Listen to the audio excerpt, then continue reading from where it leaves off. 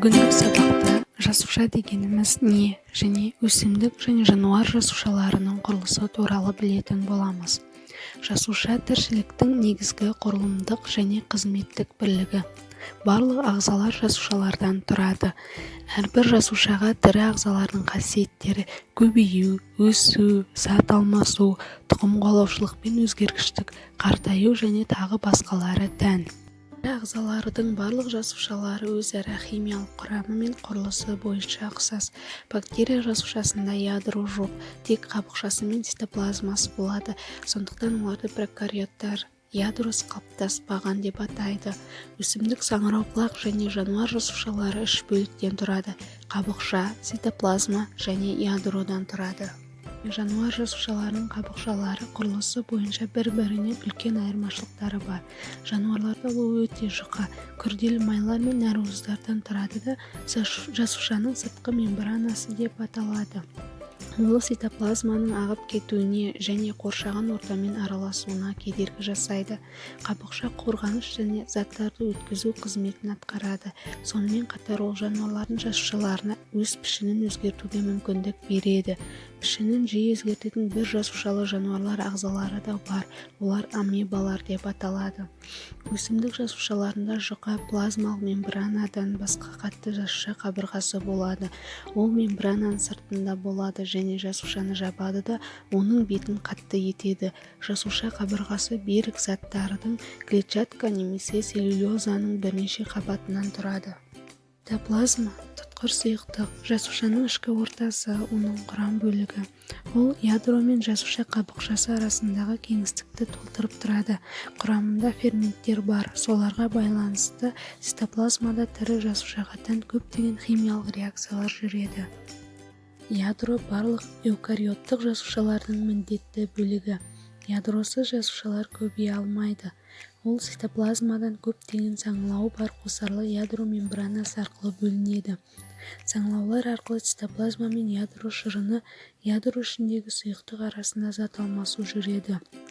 Ядрода ДНК мен тұқым қуалауға жауапты хромосомалар, ядрошықтар мен тұқым қуалау ақпаратын сақтауға әрі жүзеге асыруға қажет әртүрлі ферменттер болады. Эндоплазмалық тор цитоплазманың ішінде бір-бірімен тығыз байланысқан түтіктерден, көпіршік немесе қапшықтардың жиынтығынан тұратын мембраналар. Эндоплазмалық тор екі түрге бөлінеді: бұдыр және тегіс. Бұдыр мембранасына рибосомалар орналасатыны естеріңде болар. Сәйкесінше ол жерде жасуша нәруыздарының биосинтезі жүреді. Рибосомалар жоқ эндоплазмалық тор бөліктерінде майлар мен көмірсулар биосинтез жүреді. Оны тегіс эндоплазмалық тор деп атайды. Рибосомалар жасушаларының барлық типтеріне тән мембраналық емес ұсақ органоидтер. Олар болмаса тіршілікте болмайды. Олар хромосома ДНК-сында жазылған ақпараттар бойынша амин қышқылдарының өз нәруыздарын синтездейді. Осылай рибосомалар тұқым қуалау ақпараттарын жүзеге асыруға қатысады. Рибосомалар химиялық тұрғыда РНК мен нәруыздардан тұрады. Олар 8 санының дұрыс емес пішініне ұқсайды, себебі оның бір бөлігі екінші бөлігіне пропорционал емес. Рибосома үлкен және кіші суббірліктен тұрады. Гольчи аппараты цитоплазмадан бір мембрана арқылы бөлінген эндоплазмалық торға ұқсас органоид. Сонымен қатар бұл органоидтың эндоплазмалық торға ұқсас екі қызметі бар. Біріншісі жасуша ішінде заттар тасымалдау, екіншісі өз майлары мен көмірсуларын синтездеу. Гольчи жиынтығының ерекшелігін сіздер презентациядан көретін боласыздар. Лизосомалар литикалық ферменттер толы мембрана көпіршіктері. Грек тілінен аударғанда лизис ыдырау, еру деген мағынаны білдіреді. Басқа сөзбен айтқанда бұл бұзылу немесе қорыту. Сонымен лизосома бір нәрсені бұзатын, ерітетін немесе қорытатын денешік. Лизосомалар қоректі, зиянды бөлшектерді, жасушаның ескі бөліктерін немесе жасушаның өзін қорытуы мүмкін. Жасушаның өзін өз қорыту үдерісі автолиз деп аталады. Митохондриялар екі мембранадан тұратын барлық эукариотты жасушаларға тән ірі органоидтер. Митохондрияда жасуша пайдаланатын энергияның көп бөлігі түзіледі. Жасушада жүретін тіршілік үдерістеріне негізінен АТФ энергиясы қолданылады. Энергия сыйымды заттардың 94-95% синтезі митохондрияда жүреді. Тыныс алу үдерісі барысында органикалық заттар, көмірсулар, майлар мен нәруыздар энергиясы АТФ энергиясын айналады да содан кейін жасуша пайдаланылады. Ол үшін оттек заттар, ферменттер мен митохондрия құрылымдары қажет.